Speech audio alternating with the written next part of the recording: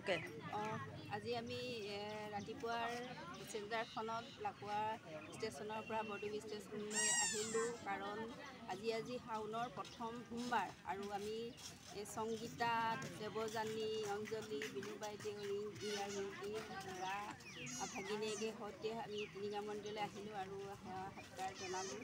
টিলিঙা মন্দিৰত আজি ইমানেই ভিৰ যে প্ৰথম শাওনৰ সোমবাৰ আৰু ইমানেই ভিৰ যে ভক্তৰ মানে লানি নিচিগা ভিৰ আৰু আমি লাইনত থাকি মানে গৈ দৰ্শন কৰিলোঁ আৰু সেৱা সৎকাৰ জনালোঁ। তামোল পাণ মানে চাকি ধূপ জ্বলালোঁ, টিলিঙা আনিলোঁ আৰু যি ৰছী দিয়ে মানে সেই ৰছী সূতাত বান্ধিলোঁ আৰু মনৰ কামনা পূৰণ হয় বুলি কয়। সঁচাকৈ আজি আহি ভাল লাগিছে আৰু মানে মনৰ বহুত দিনৰ আশা এটা মই পূৰণ হ'ল বুলি ভাবিছোঁ আৰু সকলোকে ধন্যবাদ জনালোঁ।